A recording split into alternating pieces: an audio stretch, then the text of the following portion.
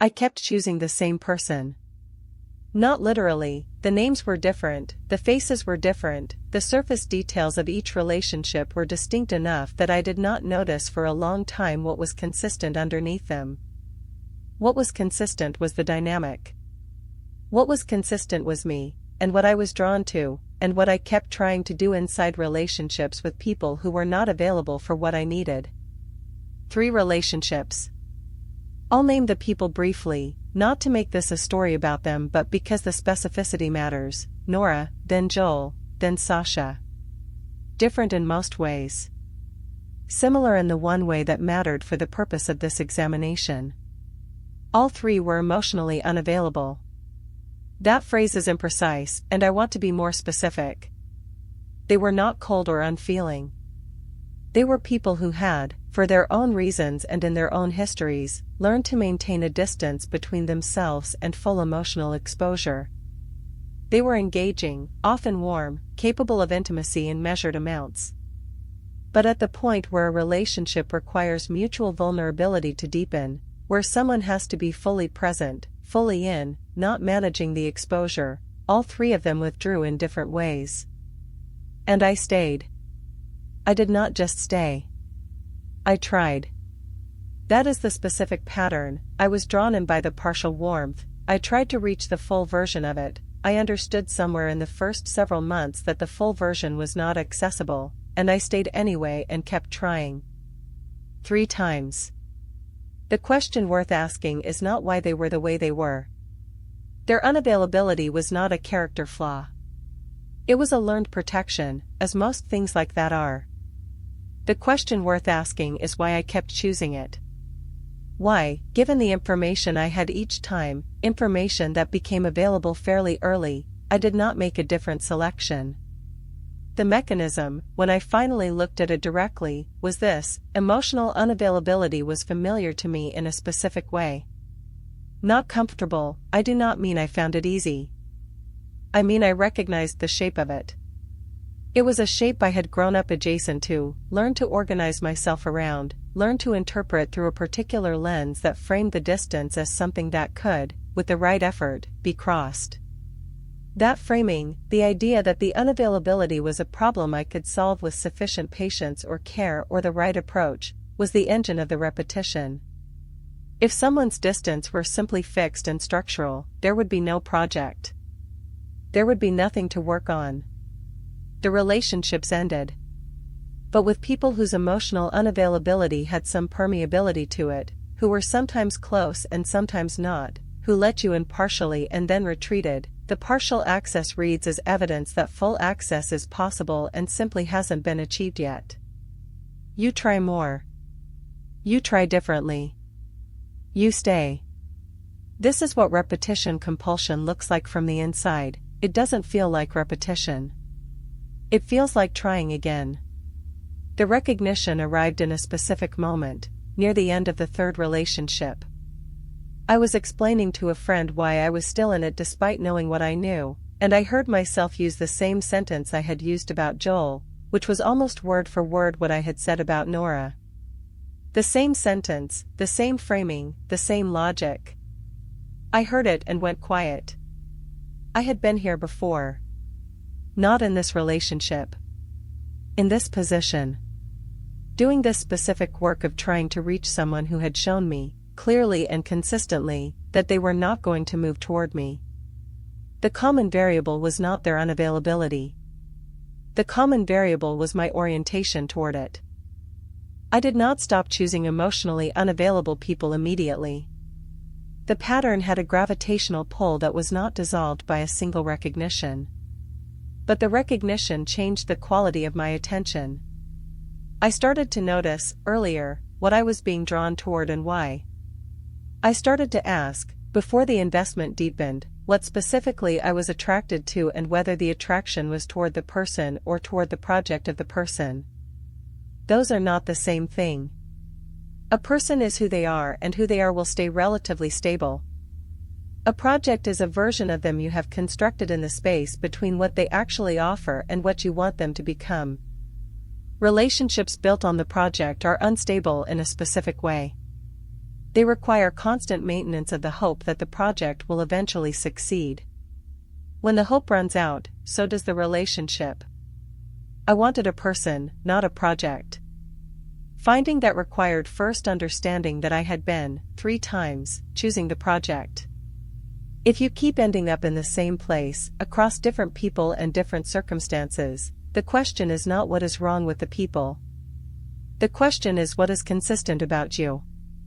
What you are bringing, what you are selecting for, what you have decided, somewhere below the level of conscious decision, that closeness looks like and requires. The answer to that question, honestly held, is the beginning of a different kind of choice. Here is what I carry forward from this, and what I hope might be useful if you recognize any part of your own story in mine. The pattern I described does not operate because we are careless or unintelligent or unaware. It operates because it has a function, because it is doing something for us that we have not found another way to do. Staying in the wrong situation, staying silent when we should speak, not walking away when the door is right there, all of these behaviors persist because they are solving something, even if imperfectly. They are providing some version of comfort or protection or identity that we have not yet found a better way to provide. Understanding that function is the first move. Not judging the behavior, but asking honestly, what is this doing for me? What would I have to give up if I stopped? What am I afraid will happen if I make the change I know I need to make? Those questions do not dissolve the pattern automatically. But they make it visible in a new way. And visibility changes the relationship to the thing. When you can see what something is doing, you can start to choose whether you want it to keep doing it. The change that followed was not easier because I understood the mechanism. It was the same difficulty. But I went into it knowing what I was moving through rather than being entirely inside it without perspective. That perspective is what I want to pass on here. Not the specific story. The structure. The shape of how we stay in things longer than we should, how we look away from things we can see, how we tell ourselves the thing will change without giving it a mechanism for changing. You are not alone in this. It is not a character flaw. It is how the human nervous system manages uncertainty and fear. But you can do something different. The doing starts with the looking. Look at it. Directly. Honestly. Without the story that makes it easier to carry. And then decide what you want to do with what you see. That decision, fully conscious and fully yours, is the only kind that actually changes anything. There is also something I want to say about the specific moment of turning toward rather than away, the moment when you actually do the thing you have been not doing.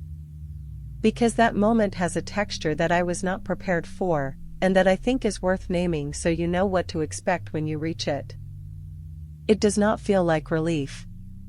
Not at first. The moment of change, of finally having the conversation, or walking away, or saying the thing, or making the decision, often feels worse before it feels better.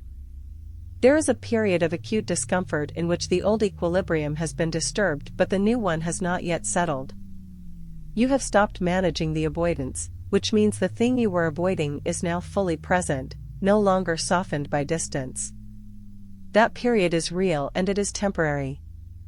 I want to say both of those things with equal emphasis. It is real. Do not be surprised by it, do not mistake it for evidence that you made the wrong choice.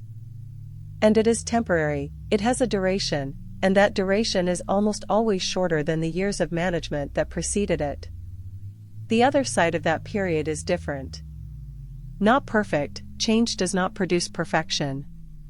But different in the specific way of someone who has stopped spending energy on maintaining something and can now spend that energy somewhere else. The ambient cost disappears. The weight that you had normalized as simply the weight of life turns out to have been specific and removable. I have felt that release more than once. Each time it is instructive about how much I had been carrying that I didn't know I was carrying. You probably know what you're carrying.